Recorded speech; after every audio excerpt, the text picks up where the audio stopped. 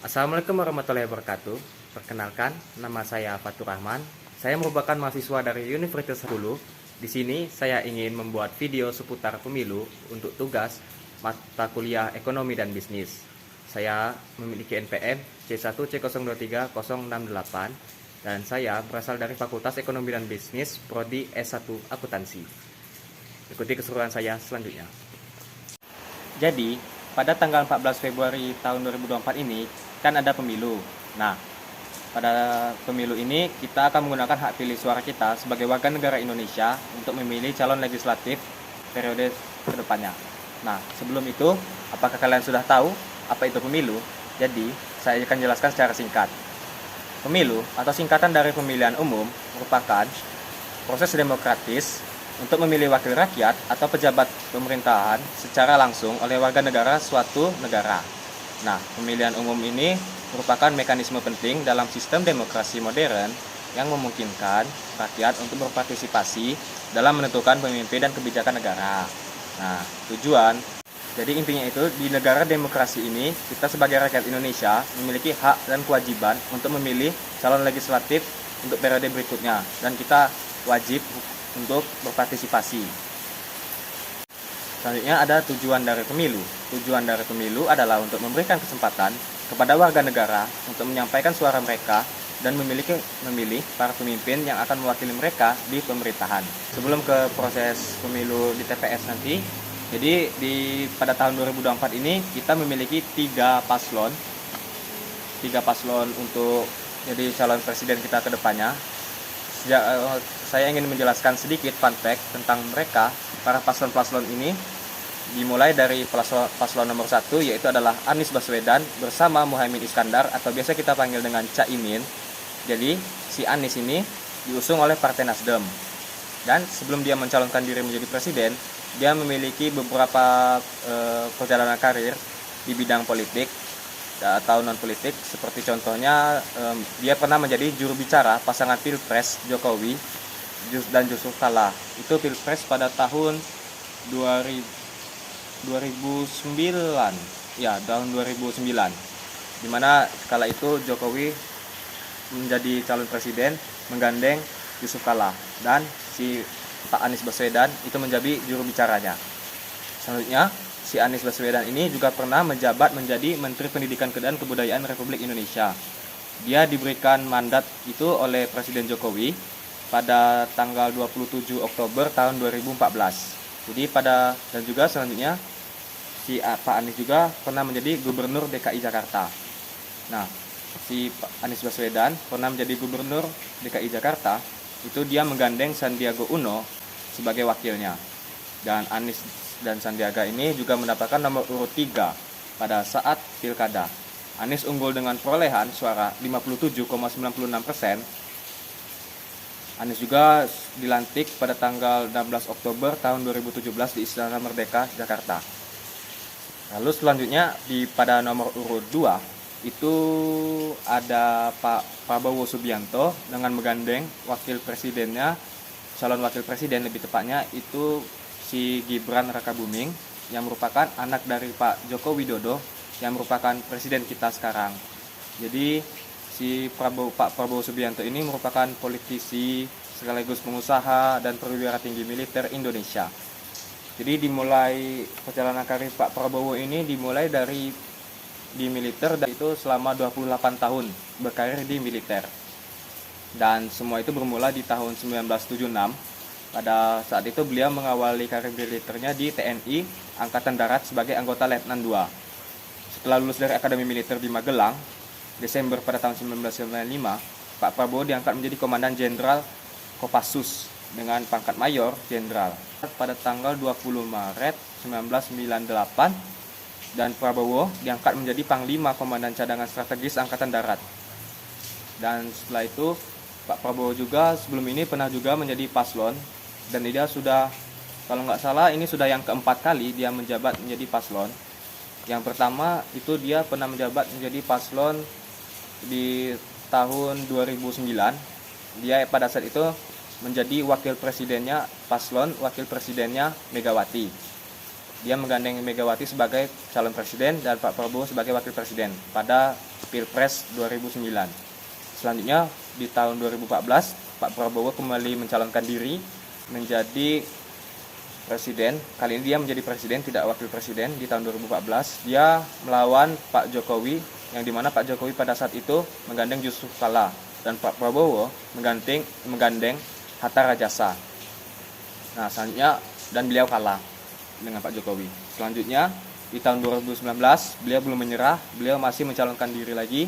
Kali ini dia menggandeng Pak Sandiaga Uno dan dia kembali lagi melawan Pak Jokowi dengan menggandeng Pak Jokowi itu menggandeng Ma'ruf Amin pada Pilpres 2019 dan beliau kalah lagi. Kemudian di tahun ini, di tahun 2024, beliau kembali lagi mencalonkan diri menjadi calon presiden dengan menggandeng Gibran Rakabuming yang merupakan wali kota Solo. Nah, di tahun 2024 ini dia menjadi nomor urut 2 dengan nomor urut 1 yaitu Pak Anies Baswedan yang menggandeng Muhaimin Iskandar, dan nomor urut 3 ada Pak Ganjar Pranowo dengan menggait wakilnya yaitu Mahfud MD. Dan masih belum diketahui apakah Pak Prabowo pada tahun ini akan menang atau tidak. Kita tunggu saja. Selanjutnya pada paslon nomor 3 itu ada Pak Ganjar Pranowo dengan menggandeng wakil presidennya itu calon wakil presiden itu adalah Pak Mahfud MD dan Ganjar Pranowo sebagai calon presidennya, yang dimana dia itu diusung oleh partai PDIP. Nah, jadi sebelum perjalanan karir singkat seputar Pak Ganjar Pranowo ini juga pernah menjadi anggota DPR RI. Nah, Pak Ganjar ini pada awalnya tidak lolos saat mencalonkan diri sebagai anggota DPR RI pada pemilihan umum tahun 2004. Tetapi Pak Ganjar menerima tugas sebagai pengganti antar waktu atau PAW untuk menggantikan rekan separtainya yang berada di dalam daerah pemilihan yang sama, yaitu Jacob Tobing. Pak Jacob Tobing ini digantikan oleh Pak Ganjar, yang dimana dia itu ditugaskan oleh Presiden Megawati Soekarno Putri menjadi duta besar untuk Korea Selatan. Ketika Pak Ganjar ini menjabat sebagai DPR RI pada tahun 2004 sampai 2009, Pak Ganjar ini ditugaskan di Komisi 4 yang dia itu tugasnya itu mengawasi bidang pertanian, perkebunan, kehutanan, kelautan, perikanan, dan pangan. Tak hanya itu, Pak Ganjar juga ditempatkan pada Pansus atau Panitia Khusus RUU Partai Politik serta Ketua Panitia Khusus anggota Badan Legislasi DPR RI. Dan dia juga jadi panitia khusus tentang MPR, DPR, DPD, dan DPRD sampai di DPR RI. Lalu dia juga menjabat lagi menjadi DPR RI lagi. Jadi dia itu menjabat jadi 2 periode. Yang pertama di tahun 2004 sampai 2009, yang kedua ini dia itu menjabat di periode selanjutnya. Itu dia ditempatkan lagi di Komisi 2 yang mengawasi bidang pemerintahan dalam negeri, otonomi daerah, aparatur negara, reformasi birokrasi, pemilu, pertanahan, dan reformasi agraria. Pak Ganjar mulai dikenal publik saat menjadi anggota Panitia Khusus Hak Angket Bank Senturi, sekaligus menjadi wakil Ketua Komisi 2 DPR RI. Nah, di tahun 2013, Pak Ganjar ini juga maju sebagai calon gubernur dalam pemilihan umum Gubernur Jawa Tengah. Pak Ganjar ini menggandeng Pak Heru Sujat Moko, kalau tidak salah ya, nanti bisa di-searching lagi, yang diusung oleh Partai Demokrasi Indonesia Perjuangan atau PDIP. Nah, keduanya ini juga memenangkan dengan perolehan suara mencapai 48,82%. Jadi dia ini udah jadi DPR 2 periode, terus dia juga jadi gubernur di Jawa Tengah. Nah, Pak Ganjar ini dilantik menjadi gubernur itu pada tanggal 23 Agustus 2013. Dia sebagai gubernur dan pelantikannya dilaksanakan oleh Menteri Dalam Negeri tempat di DPRD Jawa Tengah, Jalan Pahlawan, Semarang. Ganjar Pranowo kembali lagi mau menjadi calon gubernur Jawa Tengah.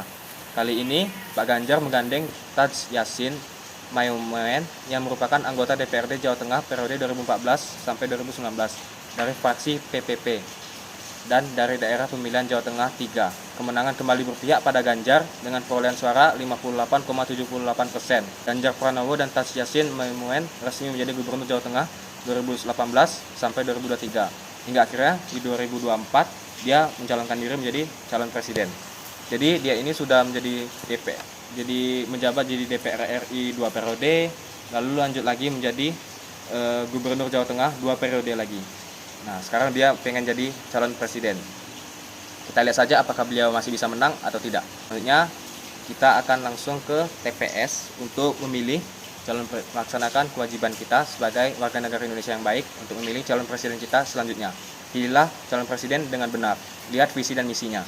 Sekian dari saya. Selanjutnya kita akan bertemu lagi di TPS. Terima kasih. Di sini saya sedang menuju perjalanan ke TPS. TPS saya yaitu TPS 2, yang dimana itu TPS 2-nya di RT 6 RW 1.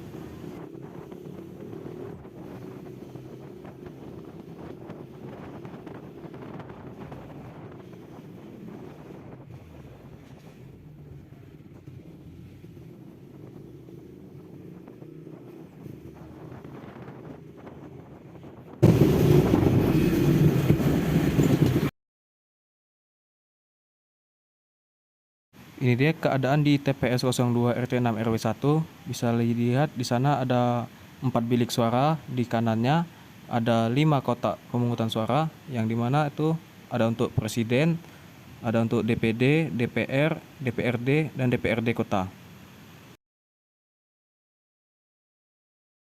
Adalah daftar orang-orang yang akan mencoblos di TPS ini, yang dimana itu ada berjumlah 299 orang dengan total 156 laki-laki dan 143 wanita. Bisa lihat ini dia.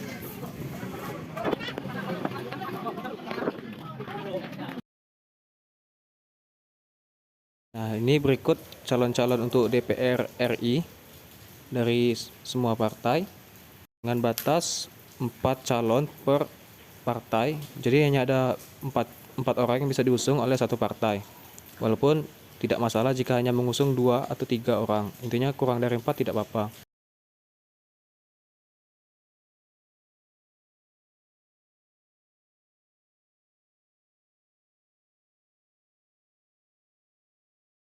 Ini adalah calon-calon DPRD, yang dimana per satu partai itu bisa mengusung hingga 8 orang. 8 orang itu maksimalnya ya. Kurang dari 8 orang tidak masalah. Seperti contohnya partai buruh ini dan partai Gelora.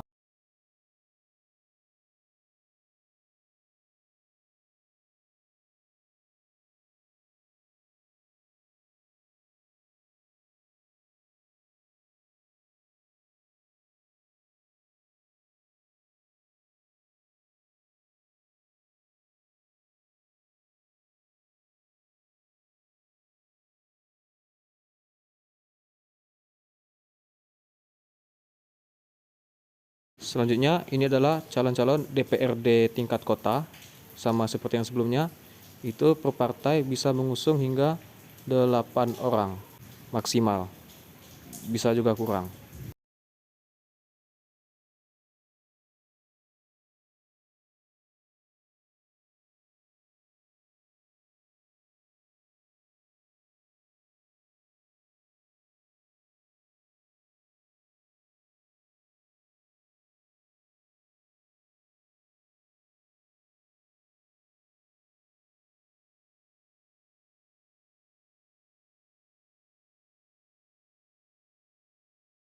Berikut adalah calon anggota Dewan Perwakilan Daerah, yang dimana itu calonnya itu hanya ada 12 orang.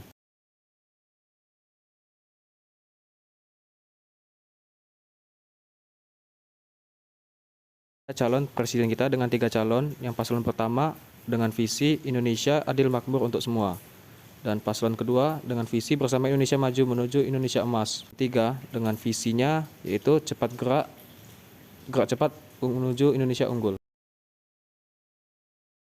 Berikut ini adalah cara untuk mencoblos yang baik dan benar. Sah dan tidak sahnya suara kita.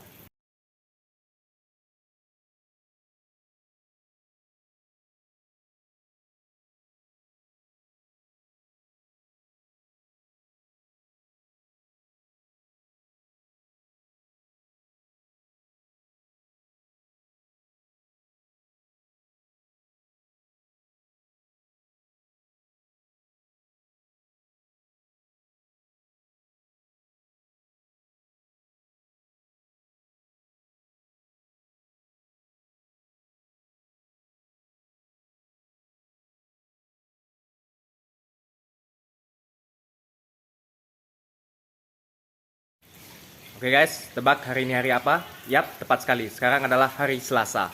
Lebih tepatnya tanggal 14 Februari tahun 2024. Yang dimana ada kegiatan yang diadakan pada setiap 5 tahun sekali, yaitu adalah pemilu. Kalian lihat jari saya? Ini jari apa? Yap, ini namanya jari kelingking. Nggak bercanda ya. Inilah bukti saya sudah mencoblos. Saya baru saja pulang dari TPS, yang dimana saya sudah mencoblos melakukan kegiatan saya sebagai warga negara yang baik, yaitu adalah memilih calon legislatif. Dan untuk sekarang jangan lupa kepada kalian semua untuk mencoblos, karena itu adalah wajib kita sebagai warga negara yang baik, yang dimana kita harus menggunakan hak pilih suara kita. Jangan sampai golput. Mencoblos itu penting, merupakan kewajiban untuk kita masing-masing. Sekian, terima kasih. Itu dia sekian video kegiatan pemilu pada hari ini dari saya, video singkatnya. Terima kasih sudah menyaksikan. Jangan lupa like dan subscribe. Semoga kita bertemu di kemudian hari. Sekian dari saya, Fatur Rahman. Wassalamualaikum warahmatullahi wabarakatuh.